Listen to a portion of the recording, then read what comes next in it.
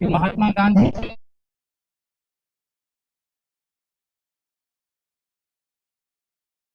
भी गए थे। साउथ अफ्रीका किसी मूवमेंट के लिए नहीं गए थे, बल्कि साउथ अफ्रीका किसी एक व्यक्ति की, अपने दोस्त और साथी की मुकदमे और केस लड़ने के सिलसिले में गए थे। लेकिन साउथ अफ्रीका में देखा कि यहाँ काले और गोरों के दरमियान बड़े पैमाने पर भेद है। काले लोग वहां किसी भी तरीके से गोरे लोगों के सामने खड़े नहीं हो सकते हैं। गोरे लोग उनको इंसानियत का दर्जा देने के लिए तैयार नहीं है। फिर गांधी जी का दिल, कलेजा और इंसानियत के नाते उन्होंने सोचा कि नहीं, अब हमें इस तरह की यहाँ गैर इंसानी हरकतों के खिलाफ हमें आवाज बुलंद करनी चाहिए, हमें इसके खिलाफ लड़ना चाहिए, हमें आवाज उठानी चाहिए।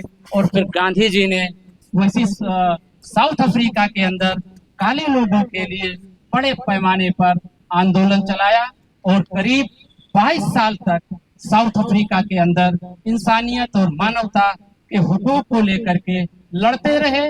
और फिर आखिरकार साउथ अफ्रीका से हिंदुस्तान आए, तो हिंदुस्तान में भी वही अंग्रेज लोग, वही गोरे लोग जो इंसान के खिलाफ, इंसानियत के खिलाफ बड़े पैमाने पर एट्रोसिटी कर रहे थे, उनके हुकूक अधिकार छीने जा रहे थे। चाहे वो अमीर हो, गरीब हो, चाहे वो शासक वर्ग हो, चाहे नवाब हो, चाहे राजा हो, चाहे प्रजा हो, चाहे मजदूर हो, चाहे किसान हो, कोई भी हो, अंग्रेजों के सामने उनकी कोई इज्जत वकार नहीं थी। लेकिन फिर गांधी जी ने बड़े पैमाने पर हिंदुस्तान के अंदर अंग्रेजों के खिलाफ मूवमेंट खड़ा किया। बहुत बड़े पैमाने पर मजदूरों, किसानों और गरीबों को एकजुट किया। और फिर हमारे सबके सामने इतिहास है कि एक दिन 15 अगस्त 1947 को अंग्रेजों ने हिंदुस्तान को आजाद किया। तो फिर हमें तो नहीं सोचना चाहिए कि हम इतने कम लोग हैं।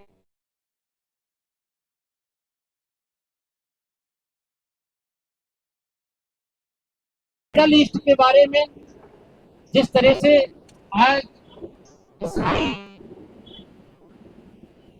इसराइल और लेबनान के खिलाफ, आज फिलिस्तीन के खिलाफ, सीरिया के खिलाफ, पूरे अगल बगल में जितने भी मुल्क हैं, जो गरीब मुल्क हैं, जिनके पास हथियार नहीं है, जिसका जदीद हथियार, मॉडर्न हथियार नहीं है, जिससे कि वो इसराइल का मुकाबला कर सके। और इसराइल अपने बहुत मजबूत और मॉडर्न, जो कि अमेरिका द्वारा वहां सप्लाई किया जा रहा हथियार है, उससे उस खित्ते में मानवता का, इंसानियत का बड़े पैमाने पर कत्ल और गारत जो वहां जारी है, उसे फौरन बंद किया जाना चाहिए। युद्ध बंद होना चाहिए। आज ही के दिन 2023 को, यानी 7 अक्टूबर 2023 को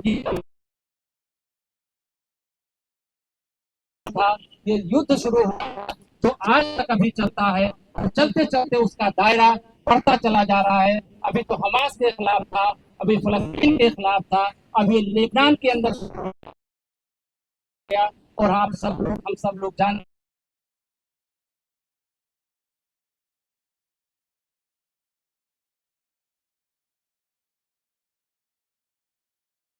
जंग वहां शुरू हो सकती है।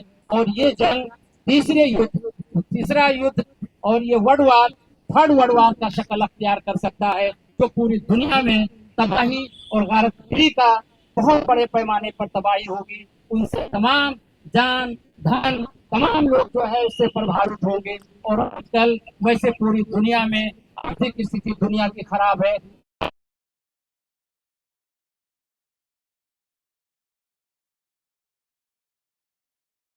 भी और भुखमरी बड़े पैमाने पर व्याप्त होगी, हमारी हालत और खराब होगी। इसलिए हमारा भारत सरकार से ये मांग है कि हमारी जो पॉलिसी है, हमारी जो फॉरेन पॉलिसी है, ये हमेशा शांति की रही है। हम हमेशा युद्ध के खिलाफ रहे हैं। महात्मा गांधी जी हो, आजादी के बाद नेहरू जी की पॉलिसी हो, या इस तरीके से भारत सरकार किसी भी पार्टी की गवर्नमेंट रही हो, हमारी हमेशा से फॉरेन पॉलिसी रही है कि दुनिया में शांति होनी चाहिए, जंग नहीं होनी चाहिए।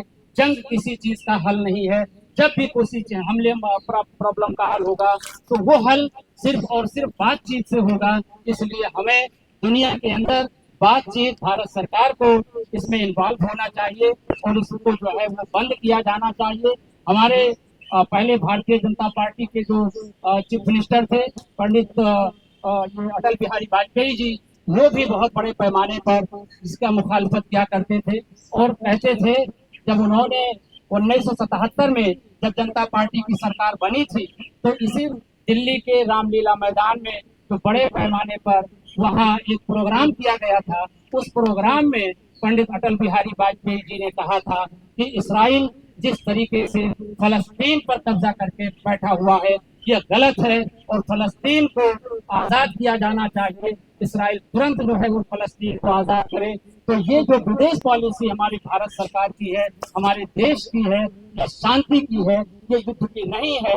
दुनिया में कहीं भी अगर कोई युद्ध हो रहा हो, चाहे वो रूस और यूक्रेन का युद्ध हो, चाहे वो इसराइल और फलस्तीन का हो, तुरंत जो है बंद होना चाहिए, क्योंकि इसमें सबसे ज्यादा नुकसान, इसमें सबसे ज्यादा तबाही आम आदमी की होती है, सिविलियन की होती है, जनता की होती है, पब्लिक की होती है। आम आदमी इससे बड़े पैमाने पर प्रभावित होता है। तो लिहाजा आज हम यहाँ इको गार्डन में सोशलिस्ट पार्टी के झंडे के नीचे इतने बड़े इशू और मुद्दे को लेकर के हम सब इकट्ठा हुए हैं और अपनी आवाज भारत सरकार और देश दुनिया में जहां तक भी मीडिया के जरिए पहुंचे, हम अमन के पैगाम को पहुंचाना चाहते हैं।